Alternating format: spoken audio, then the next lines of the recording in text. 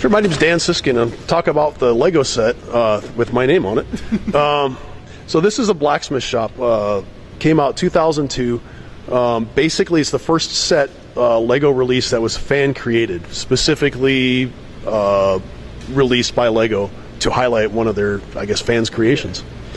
So in 2000, I released my own version of this set, which is actually in this case here, as my own custom kit. Made 20 of them. And just with parts I could find on, buying sets at KB or Toys R Us or Target, started making my own sets. So this case here has some of my original designs. You can see some of the bricks in there are pretty old. Yeah. So everything in that case except for the little farm actually got released as a Brickmania set. I released these, sold them on eBay back in 2000, 2001. And I could only make a limited amount because there just wasn't enough parts out there in the world to keep going with them. When I announced I was going to discontinue my blacksmith shop, which was my first ever custom kit, I got a phone call the next day from Lego offering, it was a vice president of Lego, who I didn't know who he was, but apparently he bought one of my sets and he offered to license it. And as the first ever fan created Lego set. So they weren't trying to. I can't remember during that time period what their castle medieval theme would have been, but they didn't want to bring it in with that. This was going to be a separate thing. Yeah, they came up with this concept. Lego had never even talked to the public. They're sort of breaking out of their shell. So they had hired a vice president, a guy named Brad Justice, whose basically job was to bring Lego into the 20th century or 21st century. And break down this sort of barrier that they had created between them and their consumer public. So one of their things, building a website, that was their first thing. And they brought GMLTC, which is the train club I belonged to. They brought the GMLTC out to Legoland, invited us, paid for us to fly out there, put our stuff on. They'd never done that before. Wow. Never even talked or even acknowledged the fact that there were adult fans. So in 2002 or 2001, they contacted me offering to put out my set as the first my own creation. They did a whole sort of a theme that they were going to do, that they would release fan created sets. It's not like what they do now with the Lego Ideas. There was no contest or anything. They just came to me out of the blue and then approached me to do it. So this is the first one. It's a one of a kind.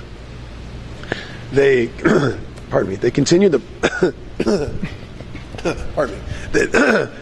They continued the program after, but I don't think any other sets actually have the creator's name on the box, which I feel bad for because I'm the only one. So I know some of them were. I don't know if you're familiar with Chris Giddens and some other space builders that did the space skulls. I think was that part of a similar program. I'm not sure how all that came about. I believe it is. So they did my own creation. They did this, and then they put out I think James Mathis did some train cars and stuff. Okay. They put out some more sets, but for whatever reason, maybe they didn't want the liability of having somebody's else's name on the box, or even just give somebody that kind of exposure, I guess. I don't know what the reason is, but they stopped doing it, and they sort of, instead of creating, highlighting the fan-created set, they just started highlighting the creation and didn't really give so much backstory in their promotion as they did originally. So I don't know, something changed within the company from the time that the concept of the idea happened to the time it was executed. So in the years that it took them to put this thing out, they changed the program. Not sure what happened internally, but it's now they've sort of evolved into a system where that fans can vote on things. The whole Lego Ideas. The Kuso and Lego Ideas. So this is basically the spawn of that. 15 years ago, that's what this was. So. Now, when obviously you designed the set itself, did you have any input on the box art or anything like that, or did you anything like that, or did they just take the set and kind of design all that themselves? Well, I had made my own box. I was making these myself. So mine had a much more primitive box, and it was just a full color printout glued onto the box cover, and Lego had done all this other marketing. Basically, by the time that when I announced I was discontinuing this, within 24 hours they had already had a prototype built. So I don't know, maybe they had it built already before I announced I was going to discontinue it. But they had the prototype model, showed me pictures of it, said, hey, we want to put this out. We already have our model, in fact, made. And it was funny because there's parts in mine that are in my original that aren't in the Lego set because we don't make that part anymore. Oh, they had to work with what they had at the time. Yeah, exactly. And they changed some colors. They changed some of the changes they made were for the better. The pieces that I couldn't get, so they put some newer pieces in, and then some they just couldn't do because they couldn't get them anymore. Which is funny that the company can't get the part anymore. They changed the colors of the windows. They made some minor cosmetic changes, and there was a little give and take with the design team.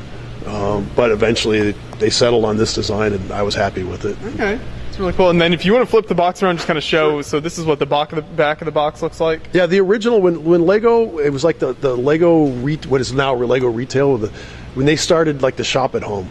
They started doing some of these reissues. They reissued some old classic Lego sets, started like listening to what the fans were asking for, and they were releasing them with black and white boxes. So they looked very similar. Their cloud theme, the box looked very similar, but black and white. And they showed me a picture of the box mock-up. It was black and white. And I was like, oh, that's cool. And then it came out. It was full color. So it was full color, and it was $40. It was a cheap set. So this for 600 pieces for $40. Yeah, that's a great deal.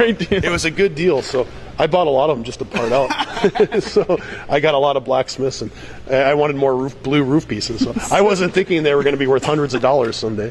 Buying your own kit to get the pieces back. Lego didn't sell castle at the time. I was making castle sets because Lego was not. Okay. They were in one of their periods. I think at the time they were doing the ninja, the samurai ninja thing, and even that wasn't even really well supported. So I was like, we need to do. I want to do the sets that I would like to buy, and obviously enough other people wanted to buy it too. So now, was this a limited release on Lego's end? This is like a set amount of kits that I don't know how many they made, but it was only available through like the shop at home and then certain retail stores. They didn't have it at their big flagship stores like the Mall of America store. I don't know why, but it ended up in some of the outlet stores. And so I don't know where they were marketing back then, but it was basically if you bought it, you had to buy them through shop at home was the only place to get them. So. Okay. Well, that's a fascinating story there. Kind of one of the first sets designed by a fan, so that's really interesting. So thanks for telling us about that.